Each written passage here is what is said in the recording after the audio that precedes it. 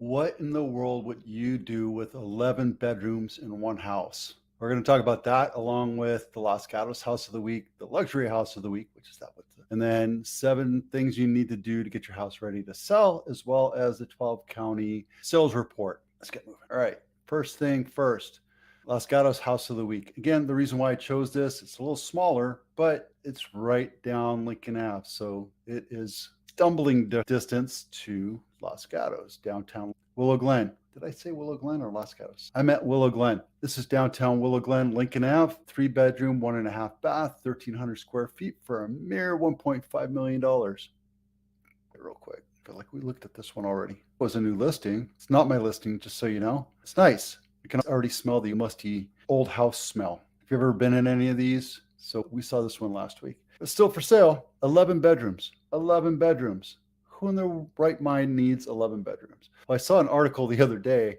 that actually said that most of these rooms are converted into sitting rooms. So if you get bored with your living room or your family room, you go upstairs and you go into your sitting room and you hang out there until you get bored. And then you go into another sitting room, which might have video games. And then the next one might have books. And then the next one might have yoga or something. So yeah, 11 bedrooms, 9 baths, 24,000 square feet by the esteemed architect, Julia Morgan, unless you entertain all the time. Look at that. Just opulence, beauty. Love it. It's gorgeous. Everything about it. So that's the second office I saw. So there you go. Gotta love those statues. It's going to be a quick one today. 7 things you need to do to get your house ready to sell. It's important that you understand why this is important. Woe is the seller who thinks their house is worth $1 million and they haven't done a thing to make it presentable or sellable. You can put your house on market. Absolutely. Put the house on market.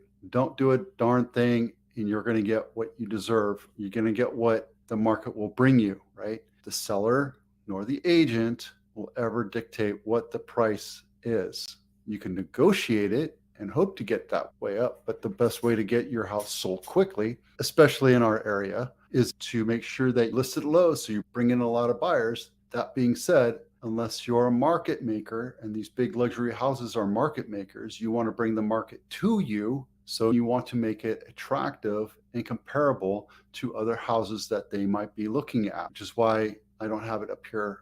Let me open it up for you real quick. We have this home buyer checklist. When you look at houses, buyers are not just going to go to your house. They're going to go to 4, 5, 6, 7 houses. When you have a checklist like this, they get to print it out and go to those different houses and compare and contrast the differences between your house and the competing neighbors' houses that are for sale based on price, condition, location, and everything else. And location and condition is one of the most important things, which is why we have this home inspection checklist. You want to make it look like a model home. So get rid of everything. If you look at back here, you can see that it's junky looking. If you're going to sell your house, use the rule of 3. No more than 3 things on any surface. The wall, the shelves, everything. Every surface gets maximum 3. So you see there's a little picture of me and my son there, and there's 2 little awards that I got. It's all about making it look like it's presented.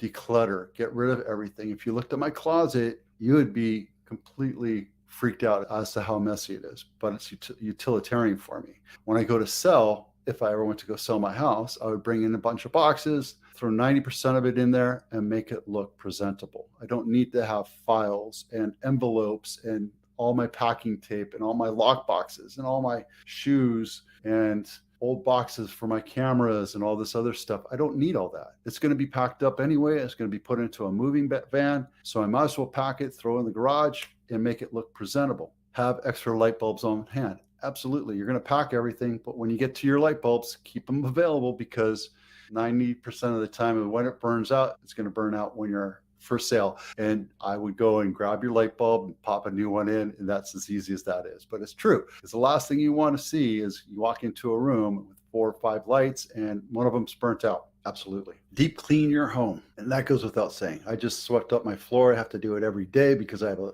husky and she sheds a pillow of hair every day. But it goes even deeper than that. You want to get into the crevices of your windows. You want to get all the cobwebs out. Hire a professional cleaning service to do all the deep cleaning, the tubs, the caulking, toilets, the appliances, all the different corners, everything. The windows, quick thing on that is when you're washing the windows, take the screens off, wash the screens, make sure that they're in good condition, and then put them aside in the garage because you're going to let in that much more light and you don't have to risk putting them back in and them breaking. So just a little side note there. Get the honey-do list done, right?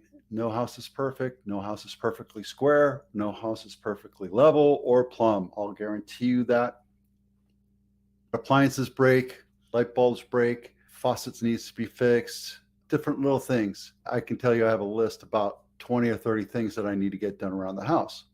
It's a busy time of the year for me, so I'm not doing anything. I'll get around to it eventually. Painting is smart. If you can't touch it up because the wall's faded or chipped, fix up your house, make it look good. If there's chips and you paint it and then it's a different color because the wall has faded over time, paint the whole wall. But do paint, do clean it up, see what you can do. Like my pantry door has kid grease all over it when they put their hands on it. I have to clean it, but it's getting to the point where it's wearing down, so I'm going to put a fresh coat of paint on it eventually. Try staging your house. Again, the rule of 3, make it look big, airy, and bright. You want to make sure every ounce of light comes in and you have it decluttered. Take excess furniture out, give it a purpose. This is an office. Obviously, I would downgrade these to 1 or 2 pieces of furniture and stage it up and make it presentable as part of the decluttering. And depersonalize. I have pictures of kids all over my house. My house, I want to tell a story when people walk into it. These are my kids. These are these are the stories that we did when we went to Carmel. I would take half of those down. It's okay to have 1 or 2 pictures up of your kids, but not the entire staircase. All right, the last thing, and by the way, these links are in the blog.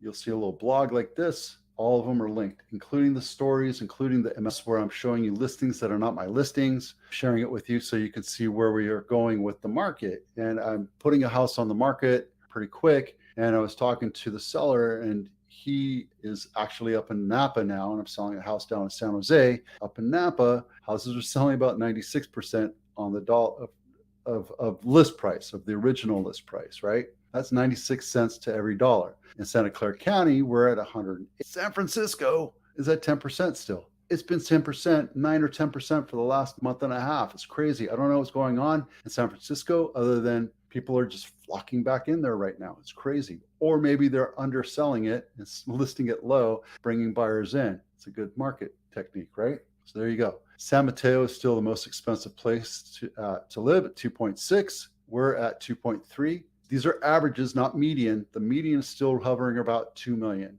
but the average price right now in Santa Clara County is $2.3 million. And the average price in Napa is 1.4, and Santa Cruz is 1.4, and Solano, the most affordable place in the Bay Area, is $634,000, $635,000. I have a house coming up here pretty quick in San Benito. I might have 2 coming up in San Benito. I don't know. 800 the average. And these are the days on market. It's important to understand how to attract and get your house into a market really quick. But for some reason, Napa is just losing value